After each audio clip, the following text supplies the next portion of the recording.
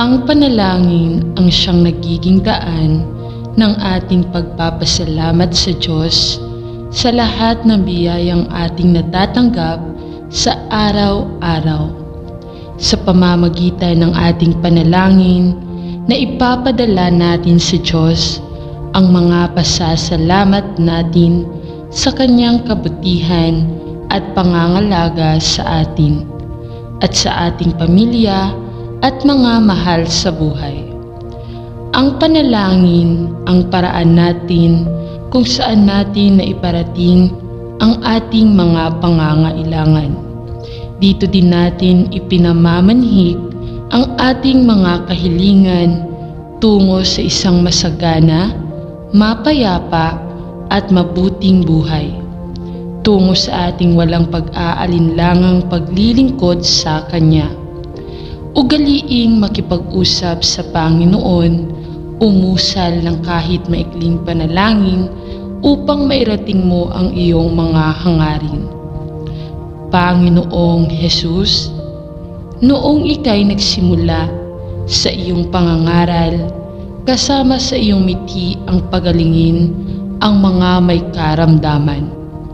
Hinanapan mo sila ng pananampalataya dahil batid mo ang tunay na pagkakasakit ay nag-uugat sa loob ng puso at nagsisimula sa pagtalikod ng tao sa Diyos. Ako ay sumasampalataya, Panginoon, na ako ay kaya mong pagalingin kung may kulang man. Panginoon, sa aking pananalig at pagtitiwala sa iyo, kayo na po ang siyang magsulit at magpasya. Kung loobin po ninyo, ayon sa inyong banal na kalooban, ako ay makakabangon mula sa aking sakit at dusa.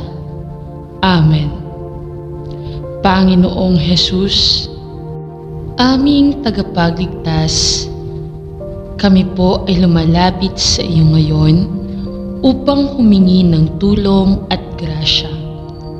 Hilumin mo po sana ang lahat ng pinahihirapan ng sakit at karamdaman.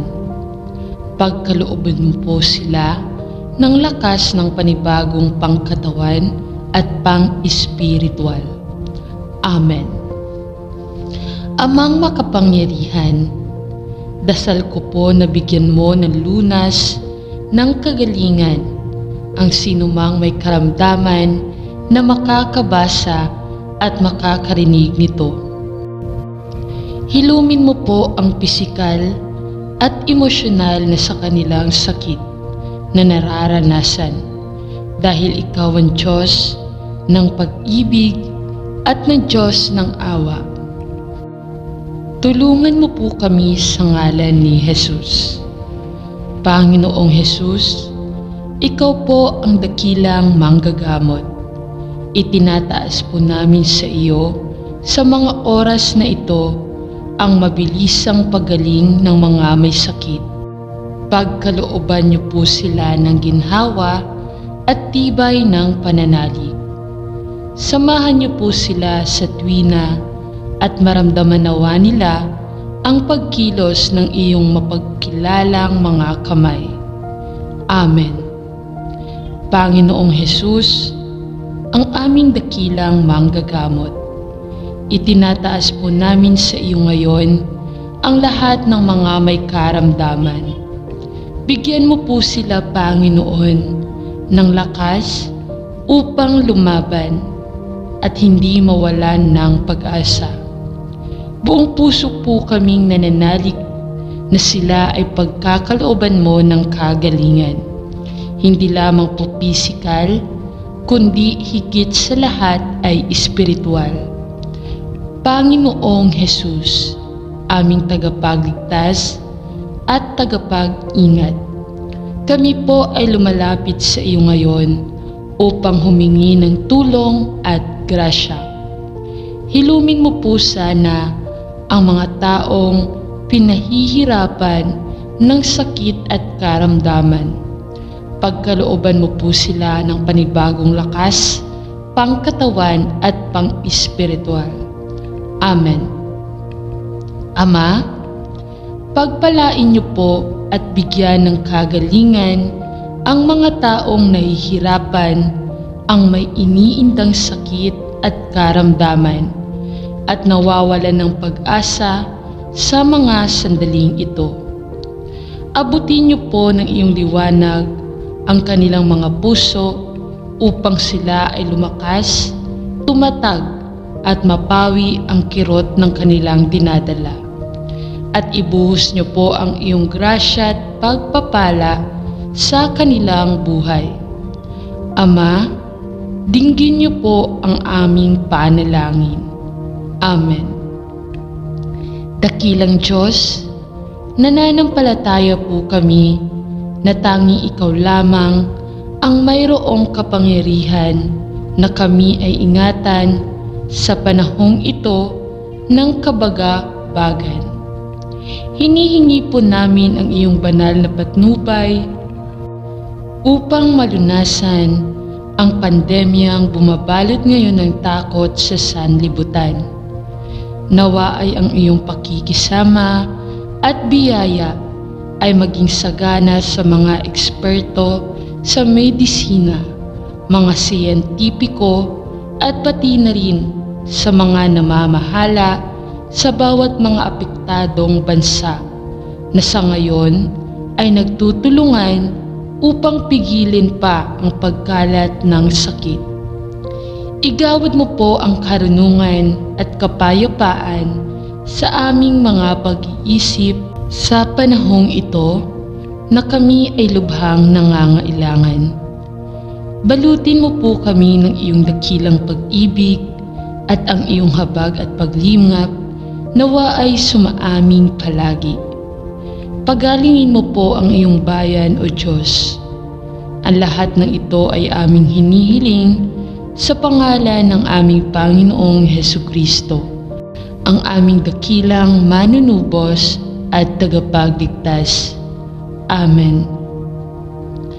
Panginoon naming makapangyarihan, aming lakas at sandigan, sa bawat araw ng aming buhay. Kami po ay humihingi ng ibayong katatagan at tibay ng loob mula sa iyo. Alam mo po ang bigat na aming nararamdaman. Alam mo na ang bawat sandali ay patuloy naming inilalabanan sa kabila ng bigat na aming pinapasan. Ikaw ang tanging nakakaalam ng tunay naming pinagdaraanan. Huwag mo nawa kaming bitawan, aming Ama. Huwag mo kaming hayaang bumitaw sa aming mga pangarap. Pagningasin mo ang aming katatagan, pag-alabin mo ang aming pag-asa na may bagong bukas para sa bawat isa. Amen. Panginoon, pinupuri ka namin at pinasasalamatan sa lahat ng biyaya na aming natatanggap mula sa iyo. Itinataas namin sa oras na ito na kami nawa ay biyayaan mo ng katatagan ng loob upang harapin ang lahat ng mga hamon sa aming buhay. Palalimin mo nawa ang aming pananampalataya sa iyo upang di man kami agad-agad sumuko at magapi ng tukso sa aming paligid. Amen. O Diyos, maraming salamat po sa mga pangarap at panalangin na aming nabigyan na ninyo ng kasagutan. Tumagal man po ang paghihintay namin, mas lalo naman pong lumago ang aming pananampalataya. Sa mga susunod na dasal at hiling, alalahanin po naming lagi na pinakamabuti para sa amin ang inyong tugon. Sa itinakda ninyong panahon, oras, lugar at pagkakataon. Amen. Maraming salamat sa iyong regalo ng trabaho ngayon. Ito ay nagdudulot sa akin ng maraming biyaya para maalala ko na ikaw ang may gawa ng lahat at upang aking makita ang iyong walang hanggang katapusang kapangyarihan. Nangako akong maging landas ng kabutihan at pagkakaisa kasama ang iba ko pang kasamahan. At ako ay may layunin na magbubuklod sa amin patungo sa magandang kinabukasan ng ating sarili at ng ating negosyo, ng ating bansa at ng buong sansinukob. Amen. Maraming salamat sa mga aral na itinuro ng ating guro. Siya ay matiyagang nagbigay ng karunungan sa ating mga walang alam na utak.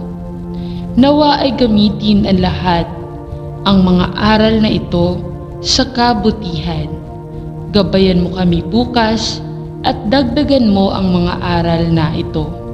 Sa pagkakataon at biyaya ng panahon upang gumuhit ng mabuti ang ating kinabukasan.